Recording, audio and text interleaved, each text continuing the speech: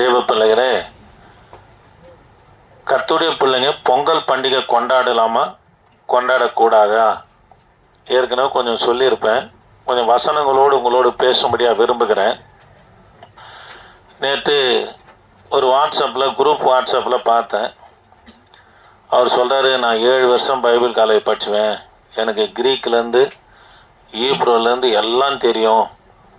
அவர் சொல்கிறாரு, பிற்பாடு எனக்கு எல்லா நாகரிகமும் தெரியும், அதாவது அந்த நாட்களில் பண்டைய காலத்தினுடைய நாகரிகம்லாம் தெரியும், எப்படி இந்த பண்டிகை வந்து உங்களுக்கு தெரியுமா அப்படின்னு சொல்லி கேட்குறாரு. இதில் வசனத்தில் பானை பொங்குறது போலும், கரும்பு வச்சுங்கிற போலும், அது மாதிரி வசனங்கள் என்ன பண்ணால் கிறிஸ்தவங்களை என்ன பண்ணால் வாட்ஸ்அப்பில் ஷேர் பண்ணிக்கிறாங்க. தேவ பிள்ளைகள் சில கிறிஸ்தவங்க என்ன சொல்கிறாங்கன்னா, சில ஊழியக்காரும் பெரிய ஆட்கள் என்னன்றாங்கன்னா, இது தமிழருடைய திருநாள் கொண்டாடணும் அப்படின்னு சொல்லி அவங்க என்ன பண்ண சொல்கிறாங்க. ஆனால் வேதம் என்ன சொல்லுதுன்னா, தேவ பிள்ளைகளே, இது தமிழருடைய திருநாள் அல்ல. உண்மையாலுமே சொல்கிறேன், இது தமிழருடைய பண்டிகை அல்ல, இது கானானுடைய பண்டிகை. இது எப்படி வந்தது என்பதை நான் உங்களுக்கு சொல்கிறேன். கானானில் விசேஷமான 2 தெய்வத்தை வணங்கினாங்க. ஒன்று பாகால். எது? பாகால்.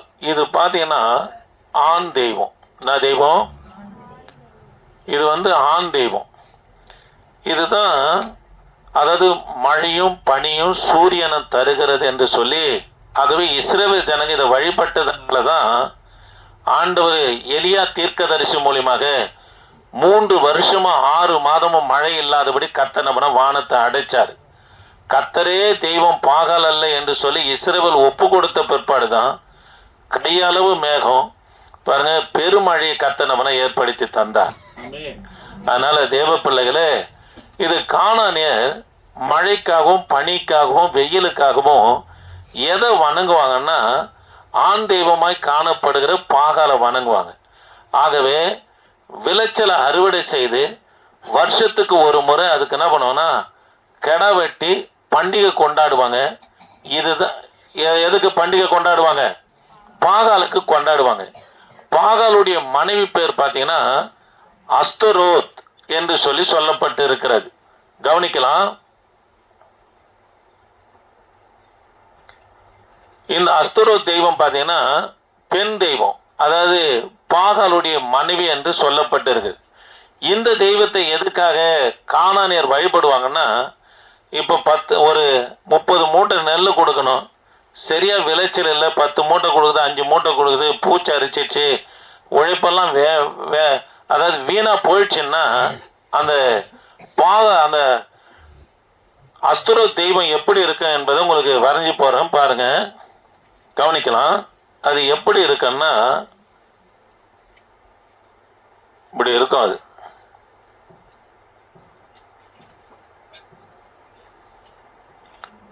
தெய்வம் பார்த்தீங்கன்னா இப்படி இருக்கும். 2 கை இருக்கும், இப்படி நல்ல வயிறு பெருசா இருக்கும், இப்படி தலை இருக்கும், 2 கரங்கள் என்ன பண்ணா இப்படி இருக்கும். இந்த 2 கரங்கள் இருக்கும். கவனிக்கலாம். இது நல்ல உயரமா வெங்கலத்தால செய்யப்பட்டு இருக்கும். இந்த 2 கையும் இப்படி உயர்த்தினது போல இருக்கும். இது கீழே நெருப்பு வச்சு என்ன பண்ணுவாங்கன்னா எரிய வைப்பாங்க. விளைச்சல் சரியா கொடுக்கல, அந்த விவசாய நிலத்துடைய தோஷத்தை கழிக்கணும், ஏதோ ஒரு தோஷத்தின் நிமித்தம் தான் என்ன பண்ணல, விளைச்சல் இல்லை, அந்த தோஷத்தை கழிக்கும்படியா இந்த அஸ்தரோத் என்கின்ற சிலைக்கு என்ன பண்ணுவாங்கன்னா நரபலி செலுத்துவாங்க. அதாவது பிள்ளையை கொண்டு வந்து இதனுடைய கையில் வச்சிடுவாங்க. இங்க கீழே நெருப்பை வச்சு நல்லா அனல் உண்டாக்குவாங்க. அது கையில் இருக்கிற குழந்தை அனல் தாங்க முடியாம, கவனிக்கலாம், இந்த இடத்துல கிரில் மாதிரி இருக்கும். அது அப்படியே கிரில் மாதிரி இப்படி போய் வர மாதிரி இருக்கும் பாருங்க. அந்த குழந்தை இப்படி வச்சுன்னு இருக்கிற குழந்தை அனல் தாங்க முடியாம அந்த குழந்தைய உருண்டு வந்து நம்மனா அதனுடைய மார்புல விழுந்து வயிற்று வழியா உள்ள போயிடும். வயிற்று வழியா உள்ள போன உடனே பாருங்க அதாவது கீழே வைக்கிற அந்த அனலானது நெருப்பானது வெங்கலம் அதிகம் ஈட்டாகி அந்த பிள்ளை எப்படி வந்து கொட்டனா சாம்பலா வந்து வெளியே கொட்டும். கொட்டின பிற்பாடு நம்ம தெய்வம் என்ன பண்ணிச்சு, பலி அங்கீகரிச்சிச்சு, அதாவது ஜீரணமாகி அதை வெளியே தள்ளிச்சு. அந்த விவசாயத்துடைய தோஷம் கழிஞ்சிச்சு, அடுத்த முறை நல்ல விளைச்சலை தரும் என்று யார் நம்பினாங்கன்னா கானானேயர் நம்பினாங்க. இதுதான் நியாயாதிபதிகளின் புத்தகம் 2ஆம் அதிகாரம், கொஞ்சம் வேகமா இருங்க, 2ஆம் அதிகாரம் 13ஆம் வசனத்தை வாசிக்கலாம். அவர்கள் கர்த்தரை விட்டு பாகாலையும் பாருங்க, கர்த்தரை விட்டுட்டாங்க. மழைக்கு தகப்பன் யோபு புஸ்தகத்துல சொல்லப்பட்டு கர்த்தர் பாருங்க, சூரியனும் சந்திரனும் படைச்சது கர்த்தர்.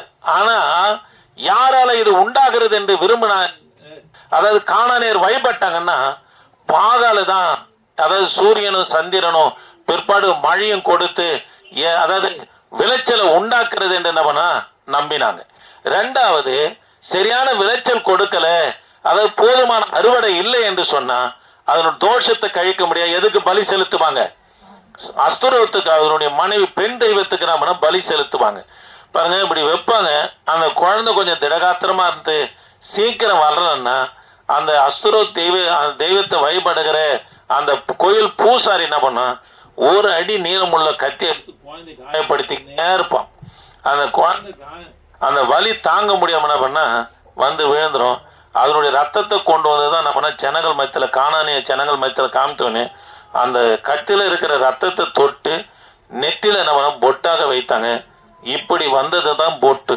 சிலர் சொல்லுவாங்க தமிழருங்க பொட்டு வைக்கணும், பூ வைக்கணும், இதெல்லாம் அதெல்லாம் வந்து நம்ம வழிபாடே கிடையாது. உண்மையாலுமே சொன்னா அது நம்ம வழிபாடே கிடையாது.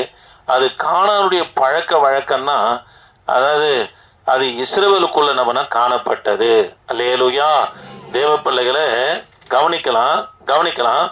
யாத்ராகமும் 23ஆம் அதிகாரம் 16ல இருந்து 19 வரைக்கும் நீங்க வாசித்து பார்ப்பேனா, ஒன்னொன்னா சொல்லிக்கின்னு போறேன்.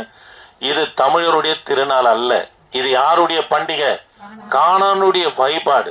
பாருங்க, இஸ்ரவேல் ஜனங்க பின்வாங்கி அவங்க கானான், அதாவது பாகாலையும் அஸ்தரோத்தையும் என்ன பண்ணாங்களாம், சேவித்தார்கள் என்று சொல்லி நம்ம வேதத்துல வாசிக்கிறோம். அல்லேலூயா. அப்போ வருஷத்துக்கு ஒரு முறை கெடா வெட்டி பண்டிகை கொண்டாடினாங்க. யாருக்கு? அஸ்தரோத்துக்கு. விளைச்சல் சரியா இல்லைன்னா நரபலி யாருக்கு செலுத்தினாங்க? அஸ்தரோத்துக்கு நம்ம செலுத்தினாங்க. கொஞ்சம் வாசிக்கலாமா? யாத்ராகமும் 23ஆம் அதிகாரம் 16ல இருந்து 19 வரைக்கும் வாசிக்கலாம். செலுத்துகிற பாருங்க, கர்த்தர் அறுப்பு கால பண்டிகைன்னு ஒண்ணு வைத்தார். இந்த பண்டிகை யார அடையாளப்படுதுன்னா கிறிஸ்துவ அடையாளப்படுத்துக. நான் பிற்பாடு அதை சொல்றேன். சில ஊழியக்காரங்க என்ன பண்ணாங்கன்னா, இது அறுப்பின் பண்டிகை, இது பைபிள்ல இருந்து வந்தது, அதனால இதை செய்யறது தப்பு இல்லை என்று என்ன பண்ண சொன்னாங்க. தேவ பிள்ளைகளை, அறுப்பின் பண்டிகை எப்படி கொண்டாட வேண்டும் என்கின்ற முறைமையை நீங்க அது கீழே வாசித்து பண்ணா கர்த்தர் சொல்லி கொடுத்திருப்பார். அந்த அறுப்பின் பண்டிகை எப்படி கொண்டாடணும்னா, விளைச்சலின் முதற் பலனை கொண்டு வந்து அந்த வீட்டு தலைவனை பணம் வச்சுக்கின்னு இருக்கணும். பாருங்க, ஆலயத்துல ஆசாரம் எக்காலத்தை ஊதுன உடனே அந்த விளைச்சல் என்ன பண்ண, தேவாலயத்துக்கு என்ன பண்ண கொண்டு போன உடனே அசை காட்டி அதை எடுத்து பண்டிகை என்ன பண்ண கொண்டாடுகிறவர்களாக காணப்பட்டாங்க. அல்லேலூயா. தேவ பிள்ளைகளே, அந்த இஸ்ரவேலுக்கு அறுப்பின் பண்டிகை முறையை கர்த்தர் சொல்லி கொடுத்து இருக்கிறாரு. ஆனா இஸ்ரவேல் கானான் ஜனங்களோடு பழகி அதை அந்த அந்த பண்டிகை எப்படி ஆக்குனாங்கன்னா, ஓசியா தீர்க்க தரிசன புஸ்தகம் 2ஆம் அதிகாரம் 8ஆம் வசனத்தை வாசிக்கலாமா? ஓசியா தீர்க்க தரிசன புஸ்தகம் 2ஆம் அதிகாரம் 8ஆம் வசனத்தை வாசிக்கலாம். கொஞ்சம் வேகமா இருக்கு நம்ம.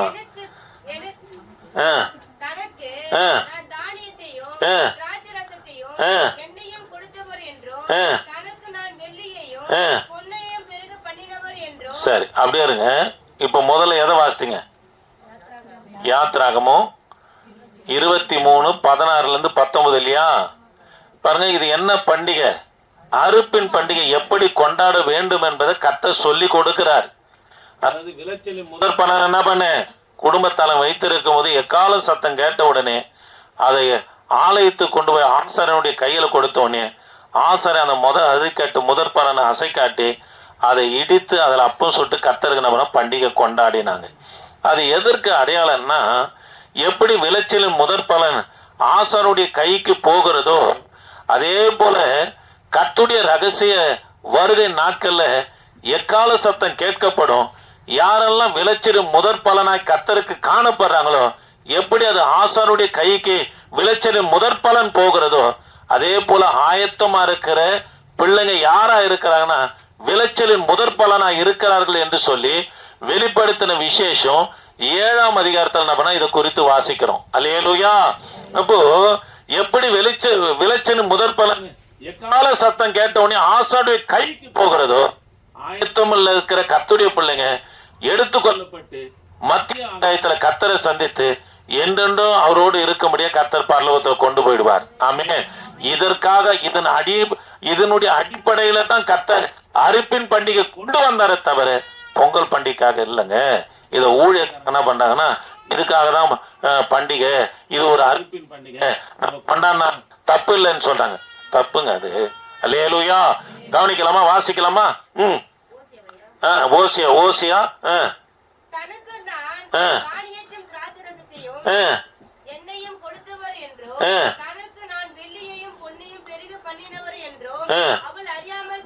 பாருங்க பாருங்க, அது திராட்சை ரசமும் எண்ணெயும் விளைச்சலும் பொன்னையும் ஆசீர்வாதத்தும் கொடுத்தது யார் தான்? கர்த்தர் தான். அதை இஸ்ரவேல் ஜனங்க என்ன பண்ண அறியாம போனாங்க. அவர்கள் பாருங்க இஸ்ரவேலுக்கு பண்டிகை கொடுத்தாருங்க. அதை இவங்க என்ன செய்தாங்கன்னா பாகாலுடையதை ஆக்கினார்கள் என்று சொல்லி பார்க்கிறோம். அறுப்பின் பண்டிகை கொடுத்தாரு. அதனுடைய அர்த்தம் என்னவா இருக்கிறது? விளைச்சலின் முதற்பன எப்படி ஆசானுடைய கைக்கு போகிறதோ, கர்த்தருடைய வருகை நாட்கள்ல நீ விளைச்சலின் முதற் பலனாய் கர்த்தருக்கு பிரியமான பிள்ளையா இருப்பேனா ஆண்டோடத்துல போவாங்க தேவ பிள்ளைய. அப்போ இஸ்ரவேல் ஜனக்கு பண்டிகை கொடுத்தாரு. அதை என்னவா ஆக்கிட்டாங்களாம்? எண்ணெயும் திராட்சை ரசமும் விளைச்சலும் அதாவது வெள்ளியும் பொண்ணையும் கர்த்தர் கொடுத்து ஆசீர்வதித்தாரு. இது யார் தான் கொடுத்தாரு என்று சொல்றாங்க?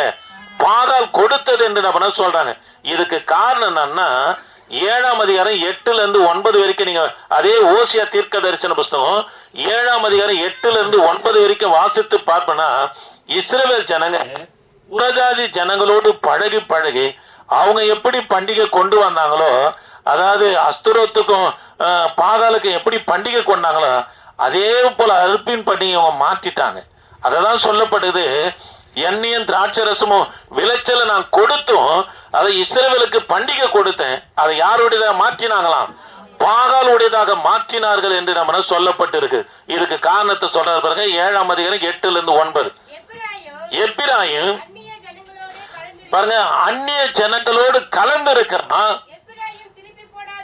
பாருங்க திருப்பி போடாத. அப்போ அந்நிய ஜனங்களோடு பழகி பழகி பழகி அவன் பட்டாசு வெடிக்கிறான்னா இவன் கிறிஸ்துமஸ் பட்டாசு வெடிப்பான், அவன் பட்டாசு வெடிக்கிறான் இவன் நியூ இயருக்கு பட்டாசு வெடிப்பான். இதெல்லாம் அந்நிய ஜனங்களோடு பழகி, அதாவது அந்நிய மார்க்க ஒன்றை என்ன பண்ணாத கற்றுக்கொள்ளாத போதிக்காத அவங்கள கை கொள்ளாத என்று கத்த சொல்றாரு.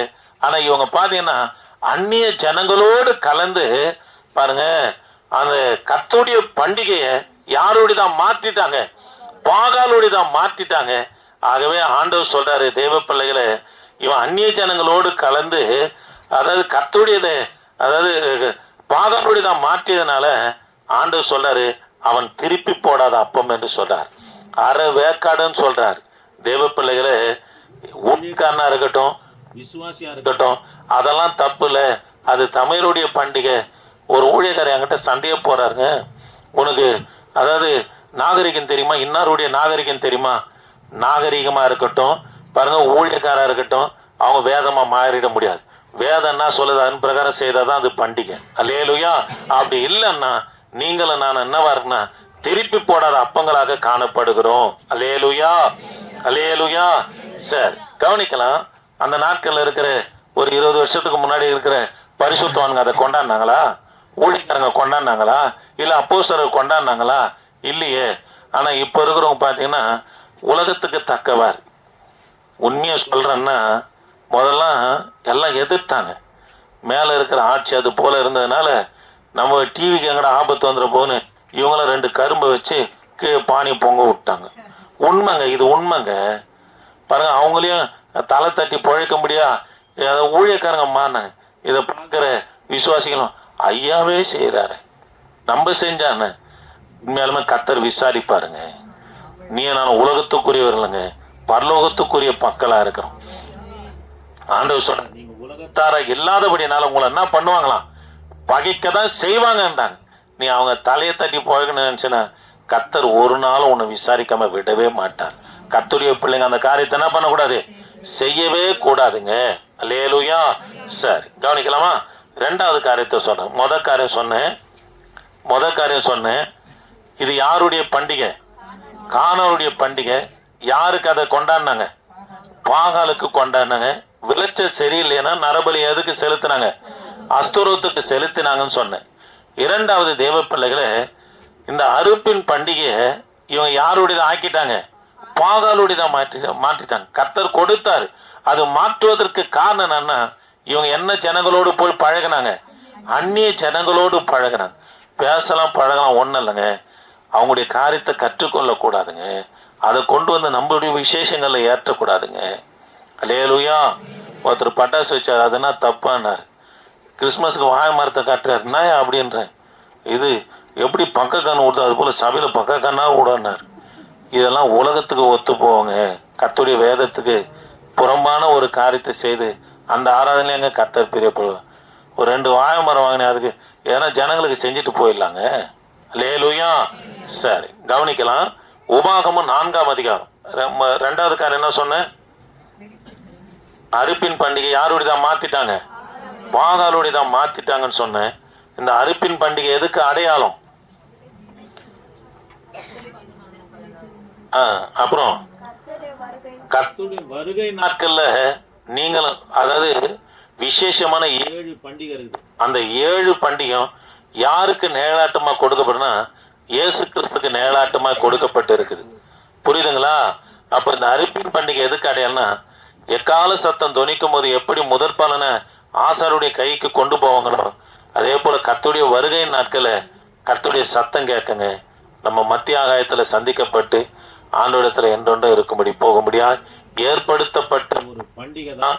என்ன பண்டிகை? அறுப்பின் பண்டிகை. சரி, கவனிக்கலாமா?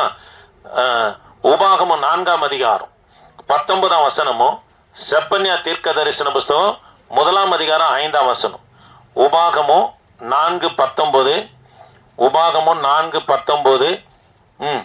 உங்கள் கண்களை வானத்திற்கு ஏறெடுத்து உங்கள் தேவனாகிய கர்த்தர் வானத்தின் கீழெங்கும் இருக்கிற எல்லா ஜனங்களுக்கும் ஏற்படுத்தின வானத்தின் சர்வ சேனைகளாகிய சந்திர சூரிய நட்சத்திரங்களை நோக்கி அவைகளை தொழுது சேவிக்க இணங்காதபடிக்கும் உங்கள் ஆத்துமாக்களை குறித்து மிகவும் எச்சரிக்கையாய் இருங்கள். சரி, கவனிக்கலாம். சூரிய சந்திரனை நோக்கி சேவிக்காதபடி உங்கள் ஆத்துமாவை குறித்து எப்படி இருங்கன்றாரு? எச்சரிக்கை இருன்னு சொல்றாருங்க. எல்லாரும் கவனிங்க தேவ பிள்ளைகளை. பாருங்க, இந்த பொங்கல் பண்டிகைக்கு எதை வணங்குறாங்க? சூரியனை சந்திரனை வணங்குறாங்க. இது தமிழருடைய பண்டிகை இல்லைங்க, இது கானானுடைய பண்டிகை. தேவ பிள்ளைகளை, அதாவது சூரியனும் சந்திரனும் அதை நீங்க பணிந்து நமஸ்கரிக்காது இருங்கன்னு சொல்லி கர்த்தர் எச்சரிக்கிறாரு. எந்த தீர்க்கதரிசியும் சொல்லப்படாத பாவங்களை, அதாவது செப்பனியா தீர்க்கதரிசி சொன்னார். ஒரு நான் சொல்றாரு பாருங்க, 5ஆம் வசனத்துல 1:5. வீடுகளின் மேல் வான சேனையை பணிகிறவர்களும்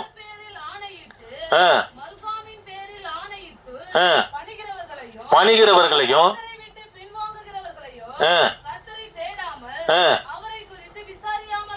கெம்மரியும். இது யாருன்னா, கெம்மரிம் என்பது அந்த மில்காமின் பேரிலன்னு சொல்லப்படுது இல்லையா? கெம்மரி என்பது அந்த பாகாலுடைய கோயில் பூசாரிங்க. இவங்க என்ன பண்ணாங்கன்னா, அதாவது வான சேனையை பணிந்து கொள்ளுகிற காரியத்தை நம்மனா செய்தாங்க. அதே காரியத்தை இஸ்ரவேல் ஜனங்களை நம்மனா செய்தாங்க. தேவ பிள்ளைகளை, சரி நீங்கள் இதுக்கு வந்துருங்க. உபாகமம் 8:10 வந்துருங்க. 8:10 வந்துருங்க. 8:10 வந்துருங்க. 8:10 வந்துருங்க. ஆகையால் நீ புசித்து திருப்தி அடைந்து இருக்கையில்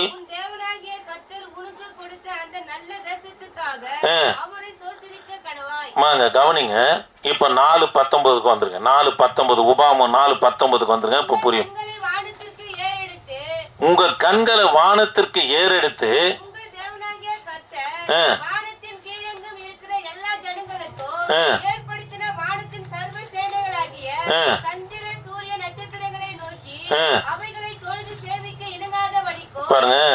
ஆண்டவர் சொல்றாரு 4ஆம் அதிகாரம் 19ஆம் வசனத்துல, சூரியன் சந்திரனை சேவித்து பணிய கூடாது என்று கர்த்தர் 4:19 கட்டளை கொடுக்கிறார்.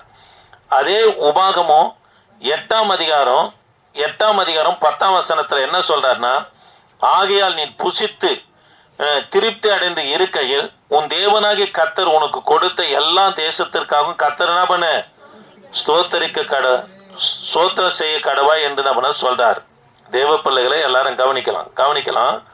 பாருங்க, கர்த்தர் கொடுத்த தேசத்திற்காக, இயற்கைக்காக, எல்லாருங்க கவனிங்க, கர்த்தருடைய வார்த்தை கவனிங்க.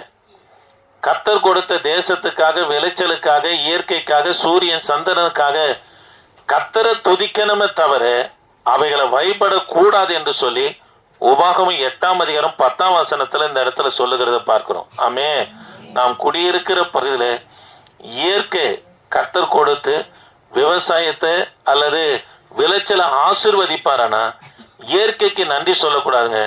இயற்கையை ஆசீர்வதித்து விளைச்சலை கொடுத்த தேவனுக்கு தான் நம்ம மகிமை செலுத்த வேண்டும் என்று கர்த்தர் சொல்றார். ஆமே, அல்லேலூயா. உங்களுக்கு கூட உங்க பிள்ளைகளோ இல்லை யாரும் உங்களுக்கு ஒரு உதவி செய்யறாங்கன்னா அவங்களால தான் அப்படின்னு சொல்லவே கூடாது. கர்த்தர் ஆண்டவர் செய்தான்னு சொல்லி தேவ நாமத்தை தான் கர்த்தருடைய பிள்ளைங்க உயர்த்தணும். அல்லேலூயா. கவனிக்கலாம், இல்லைன்னா அந்த வாசல் அடைக்கப்படுங்க. கர்த்தர் நடத்தினார் தான் சொல்லணுமே தவிர இன்னாரால வந்தது என்று கர்த்தருடைய பிள்ளைங்க சொல்லவே கூடாதுங்க. 4:19 உபாகமத்துல சொல்றாரு, சூரியனும் சந்திரனும் நீங்க பணிந்து கொள்ளாதிருங்கள் என்று சொல்றாரு. ஏன் பணிந்து கொள்ளக்கூடாதுன்னா 8:10 சொல்றாரு, கர்த்தர் கொடுத்த தேசத்திற்காக, இயற்கையின் வளத்திற்காக யார ஸ்தோத்திரம் பண்ணமா? கர்த்தரை மட்டும் தாங்க ஸ்தோத்திரம் பண்ணும். இயற்கைக்கு நன்றி சொல்லக்கூடாதுங்க. அது தை பிறந்தா வை பிறகுன்னு சொல்லி அதுக்கு பொங்கல் வச்சு இயற்கை பார்த்து நீ கொடுத்த விளைச்சலுக்காய் அப்படின்னு சொல்லி அவங்க தெய்வத்தை நம்ம வழிபடுறாங்க. அப்படி செய்யவே கூடாதுங்க. கர்த்தருக்கு மட்டும்தாங்க நன்றி சொல்லணும். ஆண்டவரே, நீங்கள் கொடுத்த, அதாவது பைபிள் இருக்கு இல்லையா, 139ஆம் சங்கமும் 126ஆம் சங்கத்திலே இருக்குது, சூரியனை சந்திரரை படைத்தவரை துதிங்க, அவர் கிருபை என்றும் உள்ள. கர்த்தருக்கு தான் மகிமை செலுத்தணுமே தவிர, அதாவது இயற்கைக்காக நம்ம என்ன பண்ணக்கூடாது, நன்றி சொல்லவே கூடாதுங்க, வணங்கவே கூடாது என்று நம்ம பார்க்கிறோம். தேவ பிள்ளைகளை முதல் காரியம் சொன்னேன், இது அஸ்துரத்து பாகலை எதுக்காகன்னு சொன்னா, இதுதான் விளைச்சலை கொடுக்குன்னு சொல்லி கடை வெட்டி என்ன பண்ணுவாங்க, வருஷத்துக்கு ஒரு முறை அதிலிருந்து தானியத்தை கொண்டு வந்து பொங்கல் இட்டு கடை வெட்டி நம்ம கொண்டாடுவாங்க. இது தமிழருடைய பண்டிகை இல்லை, இது யாருடைய பண்டிகை? ஆனாரியருடைய பண்டிகை என்று சொல்லி பார்த்தோம். 2வது அறுப்பின் பண்டிகை கொடுத்தாரு. இது சில ஊழியக்காரங்க இது பொங்கல் பண்டிகைன்றாங்க. இது எதுக்காக? கர்த்தருடைய வருகைக்கு அடையாளமாக கொடுக்கப்பட்ட பண்டிகை. தேவ பிள்ளைகளை, அது மாத்திரம் இல்லை, ஏன் அது இவங்க அப்படி செஞ்சாங்கன்னா, அதாவது கர்த்தருடைய பண்டிகை ஏன் பாகாலோடு தான் மாற்றினாங்கன்னு சொன்னா, இவங்க யாரோடு பழகினாங்க? அந்நிய ஜனங்களோடு பழகி திருப்பி போடாத அப்போ அறவேக்காட மாறிட்டாங்கள் என்று கர்த்தர் சொல்றார். 3வது தேவ பிள்ளைகளை, சூரியனை சந்திரன் நமஸ்கரிக்க கூடாது. நம்ம கொடுத்த தேசத்திற்காக, இயற்கைக்காக யாரை தாங்க ஸ்தோத்திரம் பண்ணோம்? கர்த்தரை மட்டும்தான் நம்ம ஸ்தோத்திரம் பண்ணோம். இன்னொரு காரியத்தை சொல்லிட்டு ஒரு 3 காரியத்தை நான் சொல்லி முடிக்கிறேன். லேவியராகமம் 20:23, லேவியராகமம் 20:23, லேவியராகமம் 20:26 கொஞ்சம் வாசிக்கலாமா? 20:23. நான் உங்களுக்கு முன்பாக குறித்து விடுகிற ஜனத்தினுடைய வழிபாடுகளை நடவாதிருங்க. பாருங்க, கானானுடைய அருவருப்புகளை நீ கற்றுக்கொள்ள வேண்டாம், நான் உங்களுக்கு முன்பாக துரத்துகிறேன் என்று கர்த்தர் சொல்றாரு.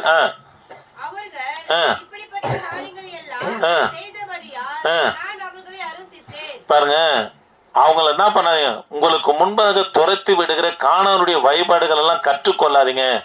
அவங்களுக்கு எனக்கு பிரியமான காரியத்தை செய்யல, அவங்கள நான் துரத்துறேன், அதை ஏன் நீ கற்றுக்கொள்ளுகிற என்று சொல்லி லேவியராகமம் 20:23 என்ன பண்ண சொல்றார். 26 என்ன சொல்றாரு பாருங்க, கர்த்தராகிய நான் பரிசுத்தரா இருக்கிறபடினாலே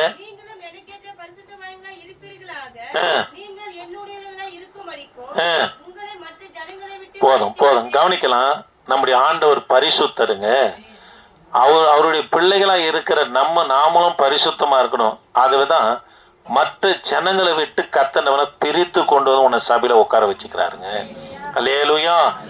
கானானுடைய அருவருப்பு வழிபாடு வேண்டாம் என்று துரத்துறாரு. ஏன் கர்த்தர் நம்மளை சபையில கொண்டு மற்ற ஜனங்களை விட்டு கர்த்தர் பிரித்து கொண்டு வந்தார்னா நாம் அவருடைய ஜனங்களா இருக்கிறோங்க. அதை ஒரு நாளும் கர்த்தருடைய பிள்ளைங்க என்ன பண்ணக்கூடாது, கற்றுக்கொள்ளவோ அதை செய்யவோ கூடாது. இதை குறித்து பேதுரு என்ன சொல்றாரு பாருங்க. 1 பேதுரு 4ஆம் அதிகாரம் 3-5 வாசிக்கலாமா? 3 வாழ்நாள் காலத்திலே நாம் புறஜாதிகளுடைய இஷ்டத்தின்படி நடந்து கொண்டது போதும். இத்தனால வாழ்ந்ததெல்லாம் போதன்றார். பிறந்ததுல இருந்து வளர்ந்த வரைக்கும் நீ வாழ்ந்த புறஜாதியுடைய இஷ்டத்தின்படி வாழ்ந்ததெல்லாம் போதும். அவன் பண்ணது போலவே நீ அவனை பிரியப்படுத்தி வாழ்ந்ததெல்லாம் போதும். அப்பொழுது நாம் காம விகாரத்தையும் துர இச்சைகளையும் நடப்பித்து மதுபானம் பண்ணி களியாட்டி செய்து அருவருப்பான விக்கிர ஆராதனை செய்து வந்தோம்.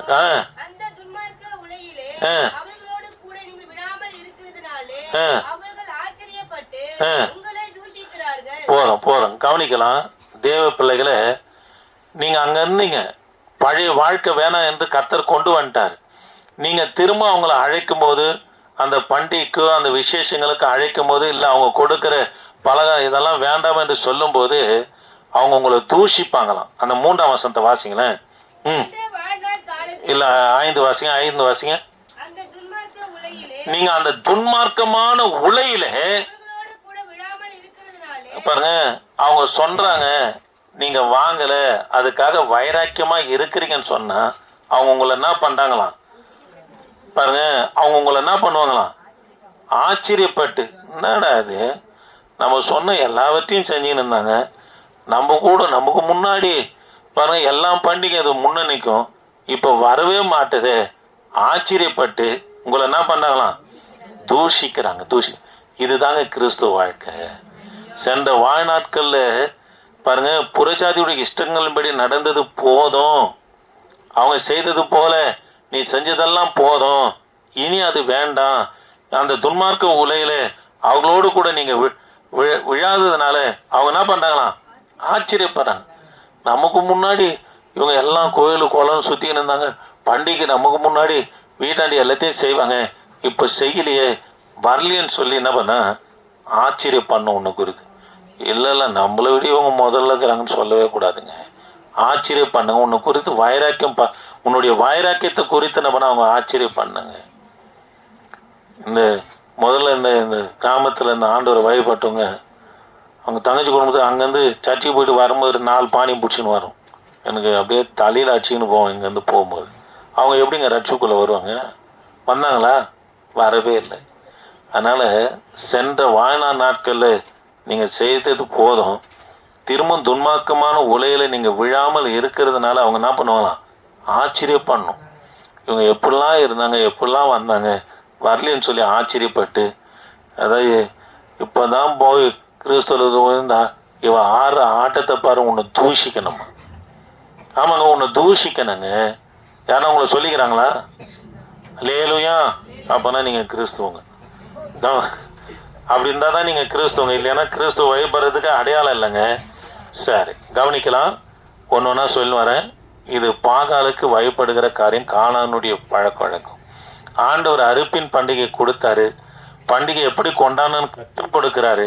ஆனால் பண்டிகை யாருடைய தான் மாற்றிட்டாங்க, பாகாலுடைய தான் மாற்றிட்டாங்கன்னு சொல்லி நம்ம பார்த்தோம். 3வது தேவ பிள்ளைகளை கவனிக்கலாம். சூரியனை சந்திரனை நமஸ்கரிக்க கூடாதுன்னு சொல்லி கர்த்தர் கட்டளை கொடுக்கிறாரு.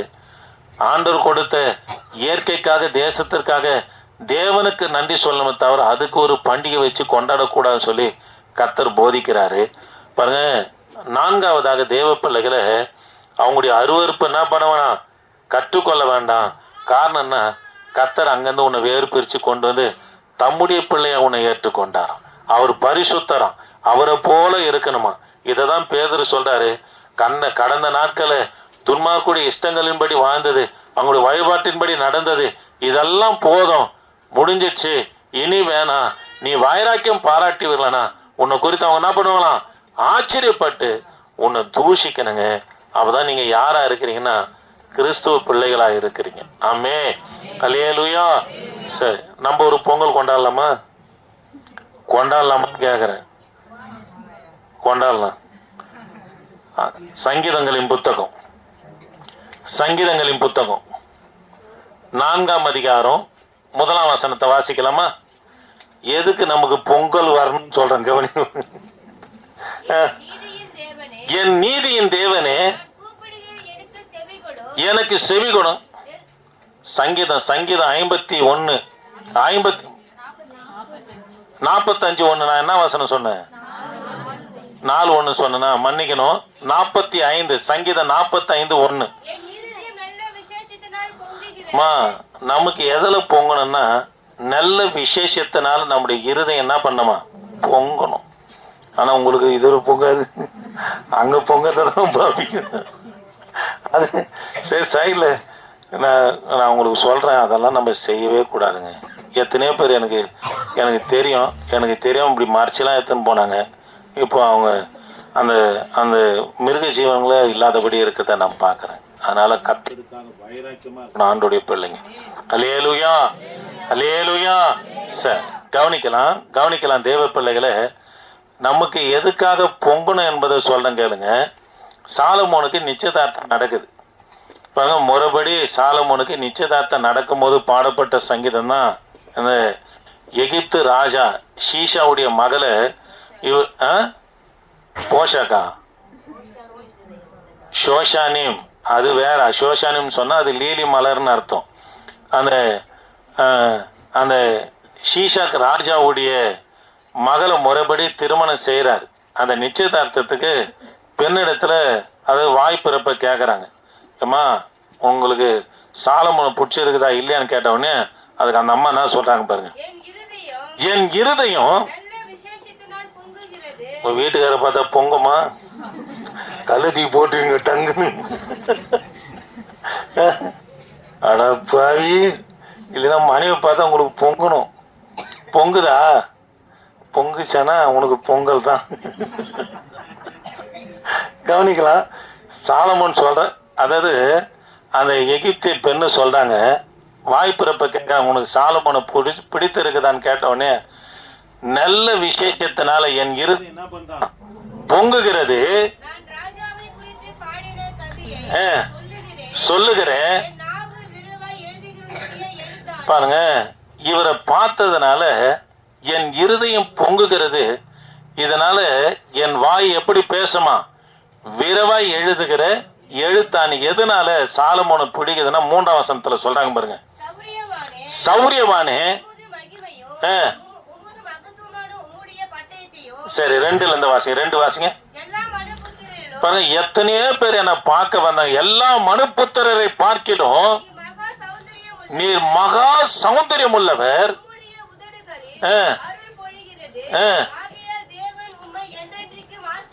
பாருங்க, பெண்ணு சாட்சி கொடுக்குதுங்க. ஐயா, உன்னை பார்த்த உடனே நல்ல விசேஷத்தினால என் இருதயம் என்ன பண்ணுது பொங்குகிறது. உம்மை குறித்து சொன்னா என் நாவு விரைவாய் எழுதுகிற எழுத்தாணி போல இருக்கிறது. சொல்லிட்டு 2ஆம் வசனத்துல என்னமா சொல்றாங்க? எல்லாம் எத்தனையோ பேர் என்ன பார்க்க வந்தாங்க ஐயா, அவங்கள எல்லாரும் காட்டிலும் நீதான் மகாசம், உண்மை மாத்திரம்தான் எனக்கு பிடித்திருக்கிறது. உம்முடைய உதடுகளில் அருள் பொழிகிறது. ஆசீர்வதிப்பார். பாருங்க 4ஆம் வசனம். சத்தியத்தின் நிமித்தம் நீதினுடைய கூடிய சாந்தத்தின் நிமித்தமும் உமது மகத்துவத்துல ஜெயமா ஏறி வாரும். கவனிக்கலாம் தேவ பிள்ளைகளை. ஐயா, அந்த அம்மா சொல்றாங்க, உன்னை ரொம்ப பிடிச்சிருக்குதுயா, அதனால என் இருதயம் என்ன பண்ணுது பொங்குகிறதுன்றாங்க. பாருங்க, சொல்லிட்டு குடும்ப வாழ்க்கை ஜெயமா இருக்கணும்னா சத்தியத்தின் நிமித்தமும் நீதினுடைய கூட சாந்தத்து நிமித்தமும் உமது மகத்துவத்தினாலே ஜெயமா ஏறி வாரும் என்று சொல்றார். தேவ பிள்ளைகளே, ஊழியமா இருக்கட்டும், குடும்ப வாழ்க்கையா இருக்கட்டும், ஜெயமா இருக்கணும்னா அது சத்தியத்தின்படி நடக்கணுங்க. பிள்ளைங்க சத்தியத்தின்படி நடக்கணும், மனைவி சத்தியத்தின்படி நடக்கணும், புருஷன் சத்தியத்தின்படி நடக்கணும். ஊழியமும் கத்த சொல்லுகிற வார்த்தையின்படி நடந்தா தான் அது எப்படி இருக்குன்னா ஜெயமா இருக்கும். அந்த இடத்துல தான் நான் பண்ணுமா பொங்குங்க. அல்லேலூயா. நீங்க சத்தியத்தின்படி நடந்தீங்கன்னா அந்த வீட்டுல நல்ல விசேஷங்களால உங்க இருதயம் என்னவனா கர்த்தர் பொங்கும்படி செய்வார். ஆமாங்க, சிலர் பார்த்தீங்கன்னா நொய் நொய் நொய் நொய் நொய் நொய்ன்னு சண்டையை வளர்த்துக்கினே இருப்பாங்க.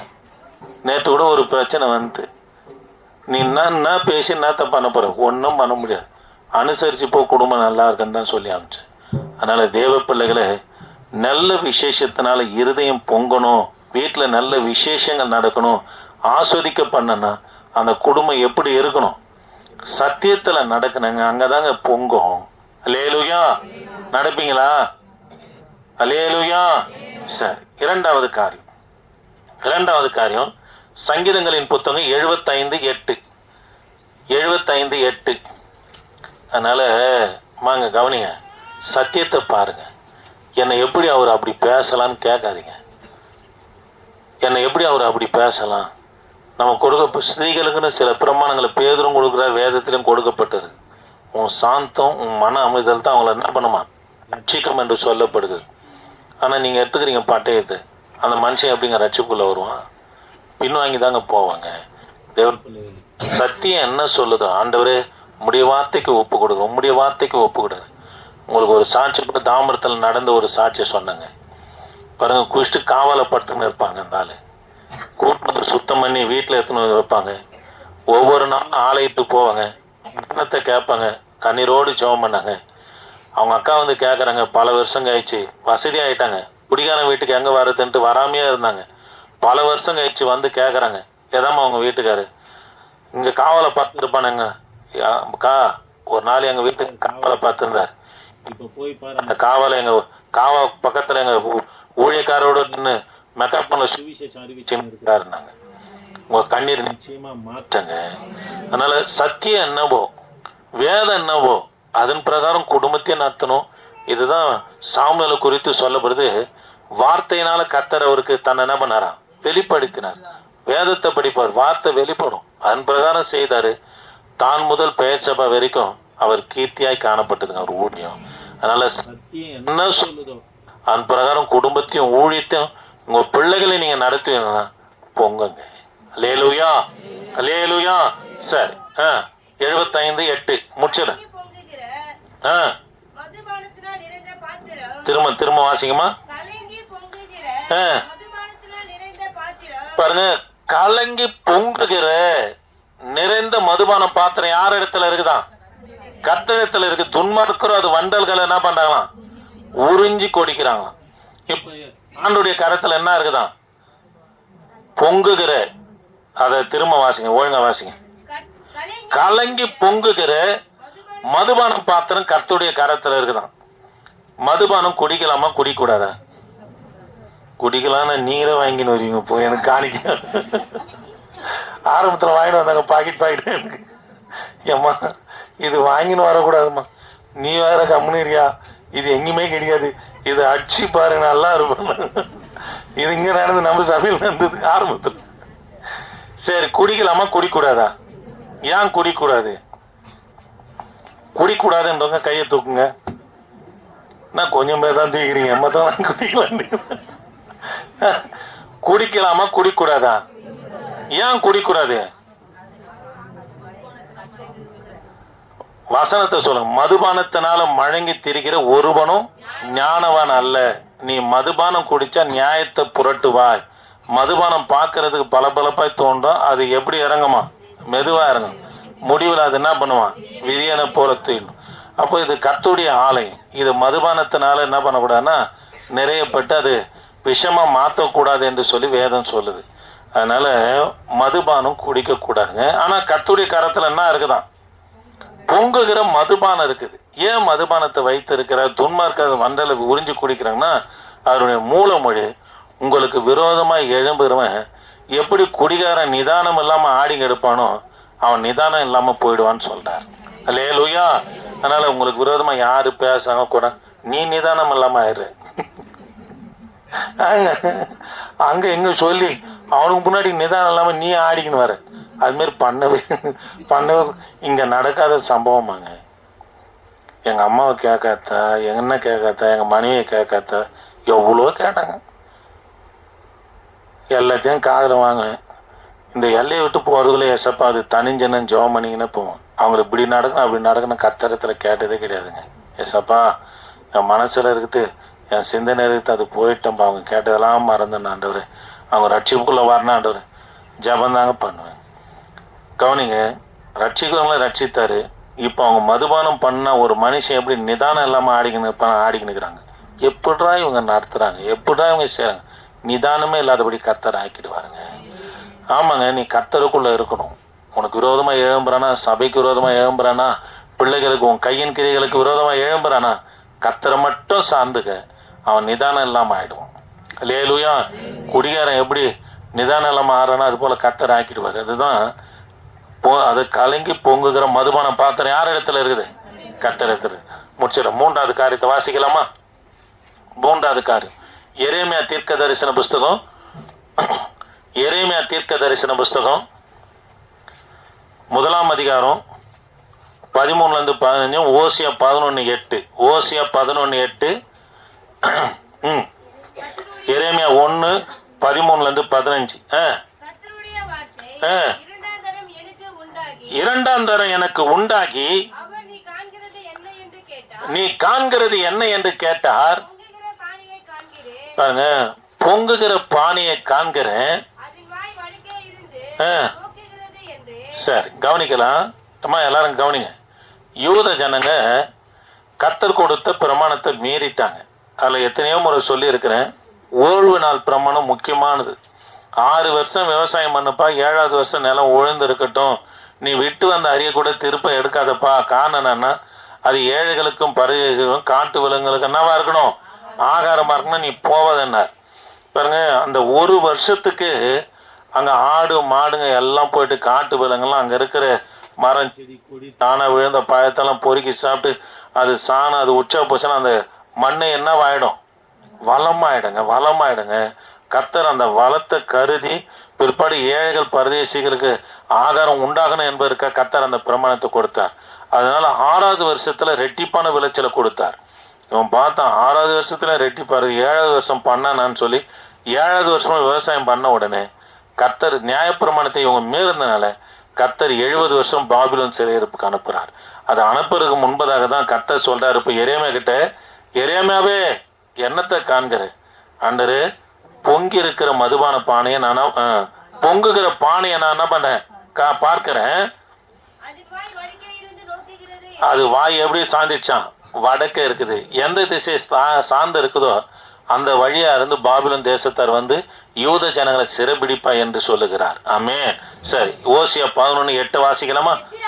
எப்பிராயிமே, நான் உன்னை எப்படி கைவிடுவேன், எப்படி ஒப்பு கொடுப்பேன்,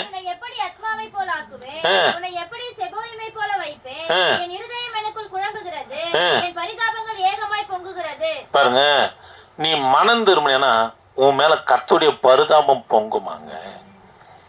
ஆமாங்க, கர்த்தருடைய பரிதாபம், ஆண்டுடைய கிருபை, ஆண்டுடைய தயவு உன் மேல பொங்கணும். எப்போ பொங்கணும்னா நீ மனம் திரும்பும் போது பொங்குங்க. நீ கர்த்தரிடத்துல வரணும்னு நினைச்சேன்னா உனக்காக மன்னிக்கவோ, உன்னை ஆசீர்வதிக்கவோ, உன் சத்துருக்களுக்கு முன்பாக உன்னை உயர்த்தவோ கர்த்தருடைய இருதயம் என்ன பண்ண உன்னை குறித்து பொங்குங்க. அல்லேலூயா. அதனால யூத ஜனங்க பாவம் செய்த நிமித்தமா எரேமியா பார்த்து ஒரு தரிசனம் காமிக்கிறாரு, ஒரு பொங்குகிற பானை காமிக்கிறேன். எங்க இருக்குது? வடக்கு சாஞ்சினுது. வடக்கு, அதாவது தெற்கே இருக்கிற பாபிலோன் வடக்கு வழியா வந்து யூத ஜனங்க சிறைபிடிப்பான் என்பதை கர்த்தர் என்ன பண்ண யாரு காமிக்கிறாரு? எரேமியா காமிக்கிறார். ஆனா அதே மனம் திரும்பினா நான் உன்னை எப்படி கைவிடுவேன், உன்னை எப்படி நான் மறப்பேன், என் தயவும் என் கிருபை உன் மேல என்ன பண்ணும், பொங்கும் என்று கர்த்தர் சொல்லுகிறார். ஆமென். சரி, 3 காரியத்தை சொன்னேன். நல்ல விசேஷத்தினால நம்முடைய இருதயம் பொங்கணுங்க. எப்போ நல்ல விசேஷம் ஏற்படும்னா சத்தியத்துல நடக்கணும். அல்லேலூயா, அல்லேலூயா. சாட்சி சொன்னாங்க, பிள்ளைங்களுக்கு ஒன்னும் நல்ல பொங்குமா பொங்காதா? அது போல சத்தியத்துல நடக்கும்போது எல்லா காரியத்திலும் பொங்குகிற காரியத்தை கர்த்தர் செய்வாருங்க. 2வது தேவ பிள்ளைகளை என்ன சொன்ன, கலங்கி பொங்குகிற மதுபான பாத்திரம் கர்த்தருடைய கரத்துல இருக்குது. துன்மார்க்கர் வண்டல் என்ன பண்ணுவாங்க, உறிஞ்சி கொடிப்பாங்கன்னு பார்த்தோம். அதனால துன்மார்க்கன் இப்படி பண்ணிட்டான் அப்படி பண்ணிட்டான்னு கலங்க வைத்தாலும் அவன் நிதானம் இல்லாம போயிடுவான். ஆமாங்க, உன்னை குறித்து அவன் என்னடா, நான் படுகை வெட்டாலும், நான் கண்ணி வச்சாலும், நான் கலகம் வச்சாலும் இவனை ஒண்ணுமே பண்ண முடியும்னு சொல்லி அவன் நிதானம் இல்லாம கர்த்தர் ஆக்கிடுவாருங்க. நீ ஆண்டவரை மட்டும் பிடிச்சிக்கணும்.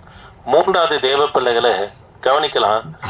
பொங்கி, அதாவது பானை எந்த பக்கம் இருக்குதான், வடக்கு, அழிவு குறித்து சொல்றாரு. ஆனா மனம் திரும்பினா கர்த்தருடைய கிருபை உன் மேல பொங்குங்க. அல்லேலூயா. முழங்கால் படி இல்லாமா? சரி அம்மா, இன்னைக்கு காணிக்கை வந்து தேவாலயம் கட்டுறதுக்காக எடுக்கிறது. இதுல இருந்து ஒரு பைசா நமக்கு எடுக்கிறது இல்லை. கர்த்தருடைய கட்டுறதுக்காக கொஞ்சம் எழுந்து நிற்கலாமா? கொஞ்சம் வேகமா. காணிக்கை எத்தனை வந்தா போடுங்க, அது கட்டாயம் இல்லை. உங்களுக்கு விருப்பம் இருந்தா போடுங்க, கட்டாயம் கிடையாது.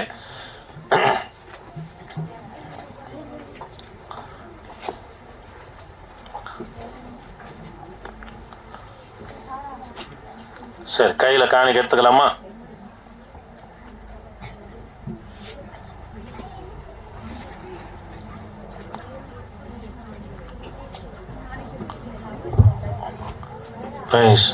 கையில காணிக்கை எடுத்துக்கலாம், ஜெபம் பண்ணலாம். ஆண்டவரே, நாங்கள் உம்மை துதிக்கிறோம். பரிசுத்தமுள்ள ராஜாவே, உம்மை துதிக்கிறோம். கிருபையின் தேவனே, நாங்கள் உம்மை துதிக்கிறோம். இந்த வேலையில் ஆண்டவரே, வீணா விருதாவாய் நாட்களை கழிக்காதபடி உம்முடைய சமூகத்துல உட்கார கர்த்தாவே நீங்க பாராட்டின உம்முடைய இரக்கத்துக்காக நன்றி. அந்த ஒவ்வொரு பிள்ளைகளையும் ஆசீர்வதிங்க ஐயா. ஆண்டவரே, வர தடப்பட்ட பிள்ளைகளையும் ஆசீர்வதிங்க. நாங்கள் வைத்த விண்ணப்பங்களுக்கு கர்த்தர் ஆமேன் என்றும் கர்த்தர் நீங்க பதில் தரும்படி ஆட்சேபிக்கிறையா. தொடர்ந்து ஒரு பிரசன்னம் எங்களோடு இருக்கட்டும். ஆசீர்வதிங்க, பலப்படுத்துங்க. இயேசு நாம் துதிக்க நல்ல பிதாவே, ஆமென். சேர்ந்து சொல்லுவோம். என் ஆத்துமாவே